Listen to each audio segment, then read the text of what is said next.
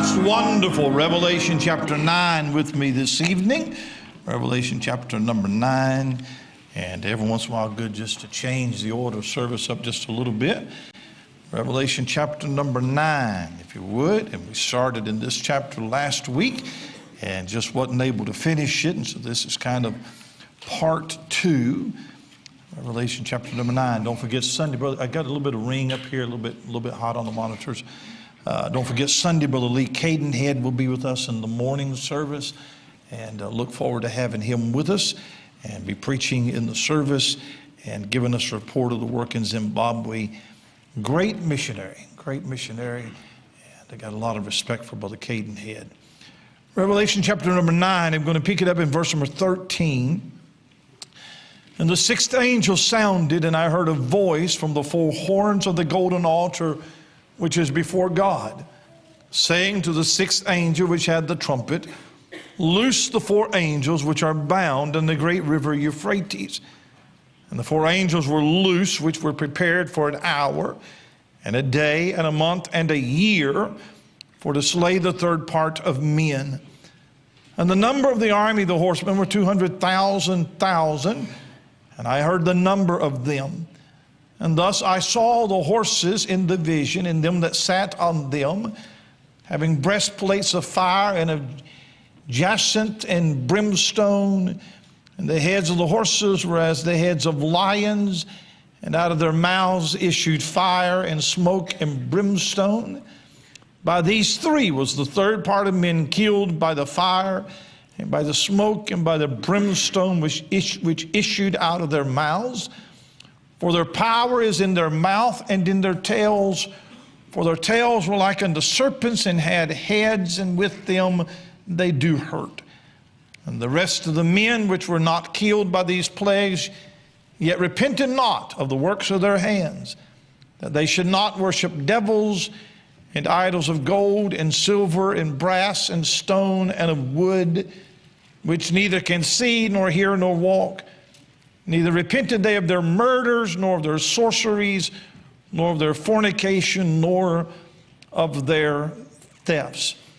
I've said that it is both heaven and hell that attack earth under what are called the trumpet judgments. Heaven attacks earth under trumpet 1 through 4 that is described in chapter 8. In chapter 9, we have the 5th and 6th trumpet, and this is when hell literally invades earth.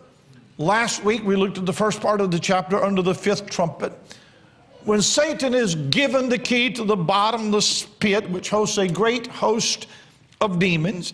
He will release them to the earth, and for 5 months they will inflict and torment mankind. Now under the 6th trumpet, there is an army of 200 million that will attack men. They will end up in a little over a year's time, kill 1/3 of the men that are still alive on the earth at that time. You have never read anything as horrifying and as terrible as what we read in Revelation chapter number 9. Now I will tell you, it is the hardest chapter in the Bible to interpret if you have a need to explain it away. It is the easiest chapter in the Bible to understand if you just have faith enough to believe what you read. It just depends on which approach you're going to take to the Bible. You have to question everything, or can you just believe what you have read? Now, the 6th trumpet begins in verse 13. Well, the 6th angel sounded. I heard a voice from the four horns of the golden altar which is before God. There is a brief pause between the 5th and the 6th trumpet where an angel announces one woe is past and now the second woe is beginning. And then we are told that what's about to happen is in specific answer to prayer. You will notice that it comes from the golden altar which is before the Lord. In heaven, there is a tabernacle. The tabernacle of the Old Testament was patterned after the heavenly tabernacle. And in that tabernacle on earth, there were two altars. As you entered into the tabernacle, there was a brazen altar, and it was for sacrifices. That altar was a place of judgment because that's where sin was judged. In the blood of the sacrifice slain, and the fire that consumed the sacrifice on the altar, it's all a picture of God's judgment on sin. The second altar was an altar of incense, and it was an altar of intercession. That is where the high priest would go once a year into the Holy of Holies, sprinkle the blood upon, or he would go into the Holy of Holies. He would offer incense upon that altar, the holy place. He would offer incense upon that altar. The smoke and the incense would rise up to God, and it was a representative of the prayers of the people going up to God. Psalm 141 in verse number 2 says, "Let my prayer be set before thee as incense, and the lifting up of my hands as the evening sacrifice." So we are standing at the golden altar of incense. We saw it back in chapter number 8, and it is associated with the prayers of the martyred saints of the tribulation. In the Old Testament, the altar of incense was a place of mercy and grace. The brazen altar, that's where the sacrifice was made, so it's an altar of judgment. But the golden altar of incense was a place of mercy and grace. But now, from this time on, there is no more mercy. There is no more grace. Judgment is being dispensed. So this angel announces this sixth trumpet judgment. And with the verses that I read to you, there are three parts to it. First of all, there are fallen angels. Look at verse number 14. "Saying to the sixth angel which had the trumpet, Loose the four angels which are bound in the great river Euphrates. And the four angels were loosed, which were prepared for an hour and a day and a month and a year, for to slay the third part of men." Now that's an amazing thought. You've never read anything like that anywhere else in your Bible. Now if you take it literally, there are right now, bound somewhere in the bottom of the Euphrates River, four fallen angels who are waiting today for them to be released, for them to wage destruction and war upon the earth. If you believe that, and I do, I believe exactly what I read. I believe that these four angels are fallen angels who have high rank in the hierarchy of the spirit world. We know from Ephesians chapter 6 that the spirit world of demons is organized. We wrestle not against flesh and blood, but against principalities, powers, rulers of darkness in high places. So we know that there is a hierarchy of angels.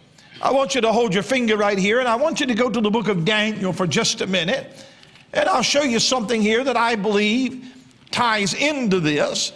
Daniel chapter number 10, Daniel is praying. Michael comes to his assistance.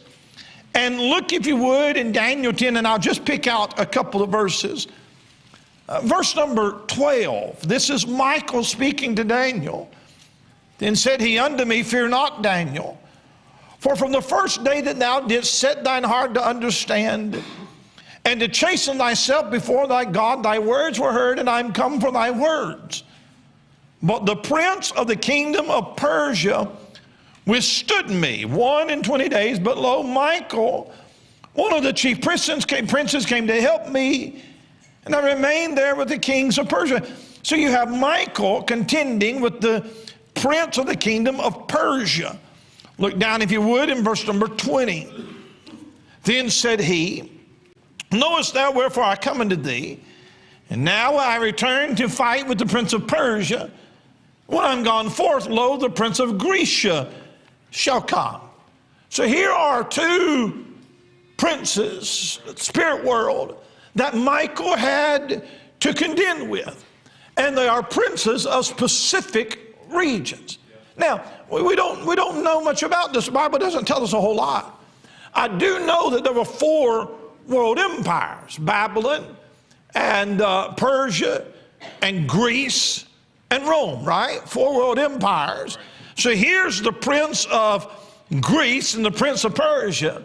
So it could be speculation that the 4 angels that are bound in the Euphrates River right now are the princes of those 4 world empires. It possibility that it could be. Now come back to Revelation chapter 9 and notice that they come from a definite place. They are bound in the Euphrates River. And the Euphrates River has a special place in the Bible. The Euphrates River, I was going to put a map of it up on the screen for you, but I think that you get the picture. It starts in Armenia, which is south of Russia, and flows down through Turkey, through Syria, Iraq, and finally empties into the Persian Gulf. The Euphrates River is 1,780 miles long. There is another river called the Tigris River that runs parallel with the Euphrates for several hundred miles. Then it converges with the Euphrates for about 100 miles, and then they both empty into the Persian Gulf. The area between those 2 rivers is called Mesopotamia. Mesopotamia means land between the rivers. That's also the cradle of civilization. You may remember in Genesis chapter 2 that there were 4 rivers that flowed out of the Garden of Eden. One of those was the Euphrates River, and it's the only one of the 4 that still retains its original name. That river was the western boundary of the Promised Land. Many of the great early civilizations were built on the banks of the Euphrates River. In fact, Babylon was built on the banks of the Euphrates River. Babylon was the center of demon worship and idolatry. And so it is on that river that the great cultural, religious, and political systems of the world were first introduced. There are 4 angels that are bound in the Euphrates River. And then notice that they come for a definite period of time in verse number 15. They are prepared for an hour, a day, and a month, and a year. Now that is 391 days and an hour. Now again, you can spiritualize it or you can just read it as it is. It is a specific time frame. Here's what it tells you. God is in control of the future. He will tell Satan when and where and how long and to what extent. At the exact time that God permits, these demonic powers are going to be unleashed, but not a moment before. Then they come for a definite purpose. Last part of verse 15, for to slay the 3rd part of men. You may remember under the 5th trumpet that nobody dies. This hellish invasion comes up out of the bottomless pit, and they torment men for 5 months, and men seek to die, but they're not able to escape the torment by death. 5 months and no funerals. That's what it's going to be under the 5th trumpet. But when the demons from the Euphrates are unleashed, they're given power to kill 1/3 of the population. Now already 1/3 of the population has been destroyed under the seal judgments. So if my math is correct, by today's population numbers, 2 billion people are going to be killed under the 6th trumpet. Now this is what the Bible's describing. So you have fallen angels. Secondly, you have this frightening army. When these 4 demonic powers are released from the Euphrates River, they're going to gather an army of 200 million soldiers and wage war with the rest of the world. Parker, if I could get a bottle of water, but not cold, all right? And this is the largest army that has ever been assembled. In fact, when John wrote this, there weren't 200 million people on the earth at that time. So you couldn't possibly conceive an army of 200 million. Now, because this army defies describing, then a lot of commentators have taken to making this an army of nations, an army of men. Over in Revelation chapter 16, you're going to see the Euphrates again. It's going to dry up. And when the Euphrates River dries up, there's going to be an army from the east marches toward Israel. And so some say, well, this is the same thing. Did you know that in 1965, Red China boasted that they could field an army at any time of 200 million? Exact number. Now, where'd they get that number from? So is this an army of men? Is this Red China? Is this China and Japan? Who is this? And then one commentator said it's just a figure of speech because there is no way that John could have counted 200 million of them. Well, the Bible doesn't say he counted 200 million of them. It says he heard the number of them. Somebody else counted them. I have no problem believing that the Holy Spirit could tell John how many is in that army. And then many older commentaries will say this is a massive army of men, and the way that John describes them is John's primitive way of describing modern warfare, tanks and machine guns, and we talked about helicopters last week, so that's what he's talking about.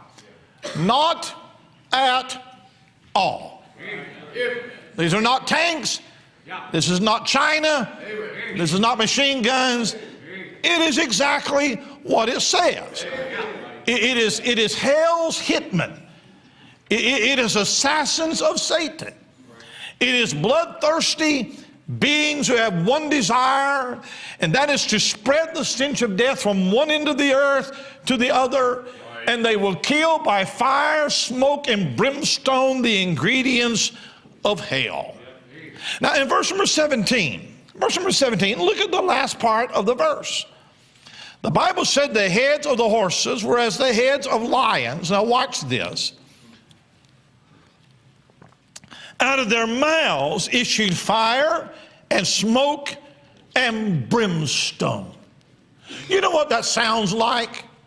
It sounds like a fire-breathing dragon. Doesn't it sound like that? Which everybody knows there's no such thing.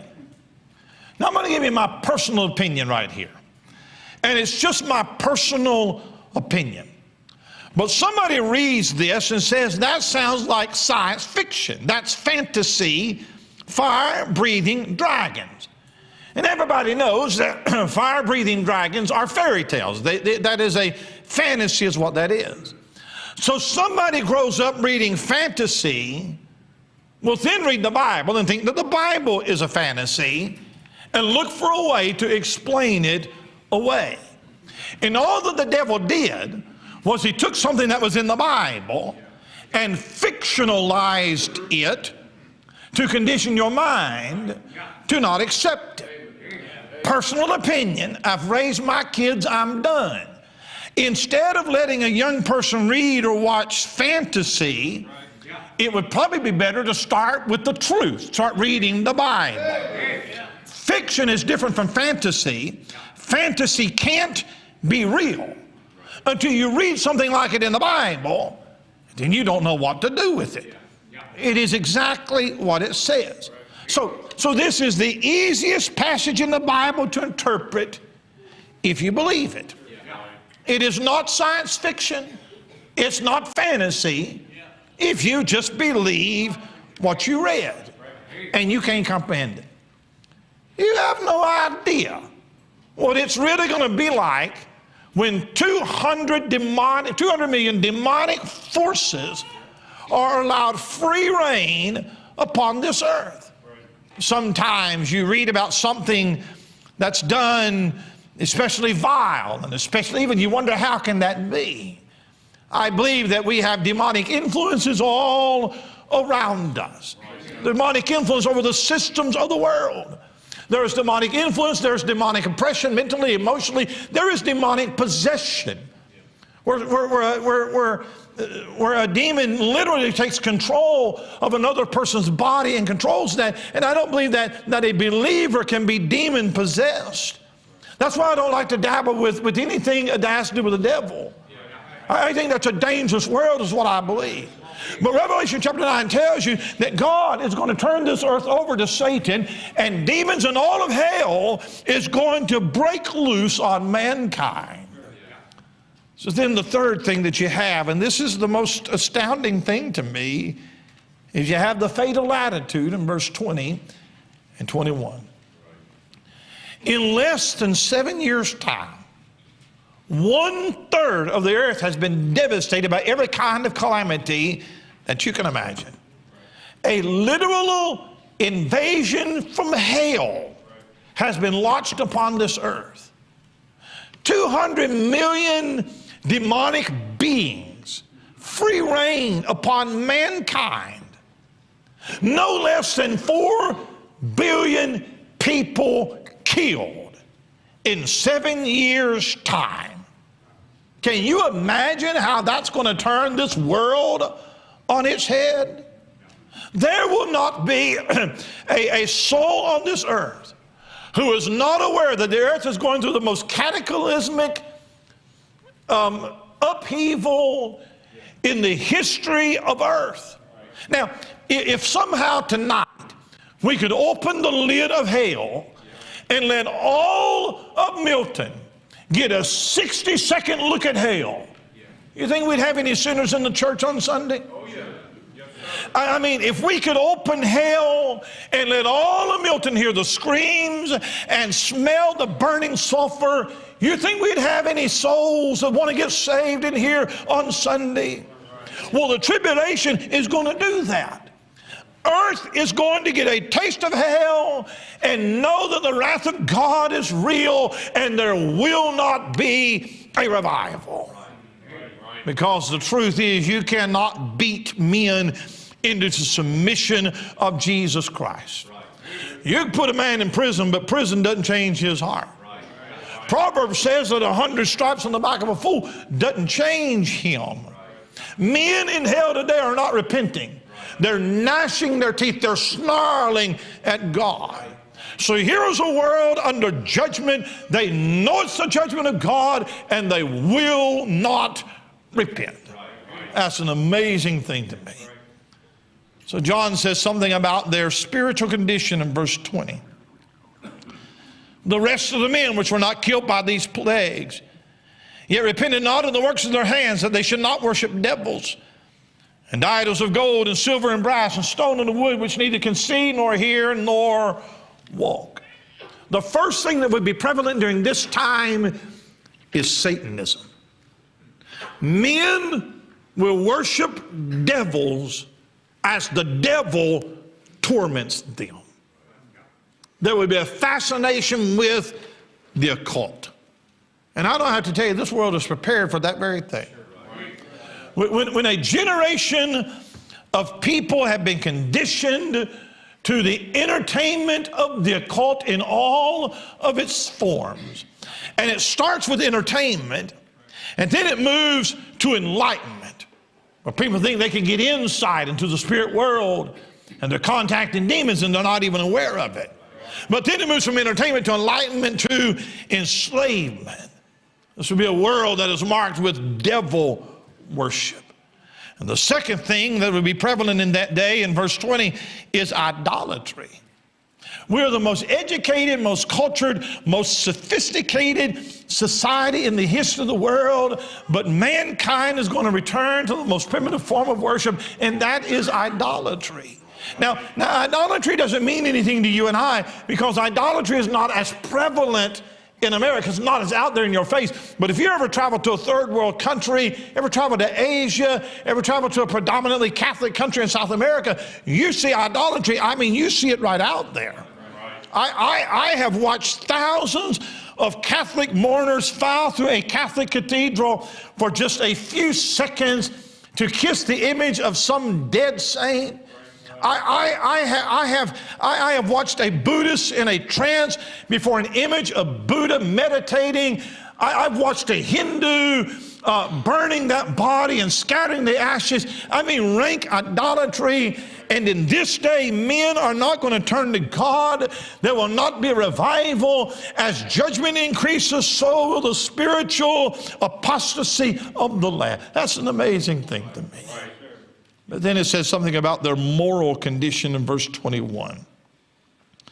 Neither repented they of their murders, nor their sorceries, nor their fornications, nor of their thefts, murders.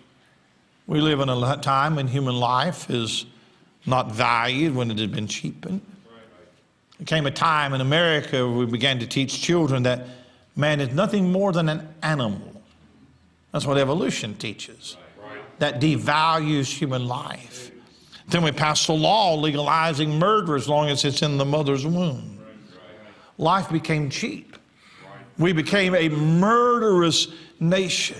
And murders are going to increase during the tribulation. It's going to be increased. It's going to be marked by an increase. Nobody will think anything of killing another human being. It's the law of the jungle. And then not only murders, but sorceries. There's no Christians on the earth at this time. So Satan will be able to deceive men and they will worship him. Without Christians in the way, the occult is going to prevail. And then not only sorceries, but then fornication. Every kind of sexual perversion that is welcomed in this day, it's not going to quit now. You think the world now with pornography and perversion and incest and all, you think that's bad? You wait till it gets into the tribulation.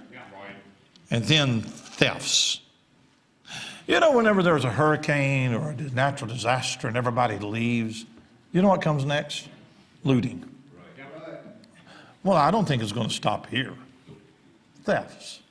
See, here's what you have in Revelation chapter 9. I think that the passage paints three pictures. Here's what it is. First of all, it paints you a picture of the evil nature of Satan. Satan hates mankind, but he is restrained by God in some way. But when he is finally unrestrained, he's going to pour out his fury upon men. It will be a scenario that you cannot dream of. I don't believe Satan has any power over the believer, because greater is he that is in you than he that is in the world. But it's hard to realize that there are men alive right now that will be living in Revelation chapter 9. It shows you the evil nature of Satan. I believe that this chapter shows you the holy nature of God. Men don't realize how much God hates sin and how much God's going to judge sin. They should know, because God judged sin in the body of his son, Jesus Christ, on the cross. And men somehow think that God is just going to wink at sin, that he's just going to pass it by. But because judgment is delayed does not mean that judgment is denied. When God takes his people out of the earth, and it is just unbelievers, he is going to systematically destroy everything else. You cannot imagine the horror. But I'm reading it here. God is going to judge righteously. He will even use Satan, demonic forces, to punish sinners. And it is just a foretaste of hell is all that it is. But then what it shows us is the hardened nature of man. Every man at this point is an unbeliever. And in the very midst of the judgment of God, they'll run even harder to their idolatry, even harder to their sorcery, even harder to the fornication. Nothing is sacred, not life, not marriage, not family. And understand, there is no grace, there is no mercy at this point. There is nothing left but total ruin. No wonder Hebrews 2:10 says it's a terrible thing to fall into the hands of a living God. There is a flood of God's wrath coming. And this world ought to see it coming. But their love for their sin blinds them to what is coming. One of the greatest natural disasters to ever hit the United States was the Johnstown flood of 1889. There's a great book, The Johnstown Flood, David McCullough. If you've never read it, you ought to read it if you like history. 3 days before that flood, May 31, 1889 is on a Friday. 3 days before that flood, it began to rain. Army Corps of Engineers estimated 6 to 10 inches of rain in 24 hours. It was the heaviest rainfall for a 24-hour period that had ever been recorded up to that time. Johnstown, Pennsylvania had been built on the banks of the Conemaugh River, and that river was already prone to flooding. During the night of May 30th, Thursday night, it rained torrential downfalls all night. Every creek upstream from Johnstown flooded. It began to torrential floods, taking out trees and rail lines and what have you. And the next morning, there was a farmer that had a farm just above the South Fork Dam on the Conemaugh River. That's the dam that's going to break to cause the flood. And on that Friday morning, he woke up and he went out and he saw that dam was just, the lake was just about to crest over and breach that dam. 14 miles below the South Fork Dam is Johnstown, Pennsylvania. So that farmer, his name is Elias Unger, he sent out the word and called for help, and men came and they tried to open up the dam. They tried to dig trenches around it. They did everything they could. But by early afternoon, they knew that they were not going to be able to save the dam. And if that dam breaks, it's going to unleash a torrent of water toward Johnstown that would wipe the town out. But after all of their desperate efforts, the dam could not be saved, and eventually all that they could do that afternoon, about 3:45, was watch that dam break. And when it broke, it put a 420-foot hole in that dam, and that water started rushing through. When that lake was released, it came so fast it only took 35 minutes to empty the lake completely. They say the water came out with the force of Niagara Falls. As it rushed toward Johnstown, there were 2 or 3 towns in between. It wiped them out. It began to pick up debris and houses and buildings and be rushing toward Johnstown, Pennsylvania. A few miles upstream, there was a railroad bridge, and there was so much debris that it got lodged on that bridge, and for a little bit, it stopped the flow of water. It created a dam of sorts. But what it did is it built so much pressure behind it, like a hydraulic, that when it finally broke that bridge, it rushes with even more force. Within 57 minutes of that dam breaking, it hit Johnstown, Pennsylvania. They said that the water wall was as high as 60 feet high. And within a few minutes, 2,209 people lost their lives. The damage estimated at $580 million in today's money. 1,600 homes destroyed, 4 square miles of town completely wiped away. Greatest natural disaster at that time. And the greatest tragedy of it is that it didn't have to be. If you read David McCulloch's book, it's a classic book on it. He outlines how there were numerous warnings by engineers that the dam was not built sufficiently. It was weak. It was not going to be able to hold. And all of those warnings were ignored. But the greatest warning was ignored the day of the flood. During that day, Elias Unger and those men were trying feverishly to save the dam. And it looked like they were not going to be able to. So at 1:45, I believe it was 1:45, Elias Unger sent a man, John Park, get on a horse, ride to the nearest town, South Fork, send a telegraph to Johnstown and tell them that there's a flood coming. And so John Park rode two miles over there to send the telegram. At 2:45, he went back to send a second telegram. The switchboard operator in Johnstown was a lady named Hetty Ogle. She received the telegraph. She sent it out to a couple of people, but basically ignored it. Because for years there had been warnings that there could be a flood, and it never came. And so they really never warned anybody of what was coming. The flood came, very few people were prepared. They should have seen it coming. Torrential rain for days. All the creeks overflowed their banks. You could see it happening. Warning sent twice. Nobody heeded the warning. And the world rushes toward judgment tonight. And they act as if nothing's going to happen. They should see it. All the signs point to a day of judgment. Preachers have stood in pulpits for years and said, God's wrath is coming. God's wrath is coming. You got a Bible that tells you exactly what is coming. And the world goes on and ignores every warning and every cry and every plea, but a flood is coming. And when it comes, there'll be no place of safety.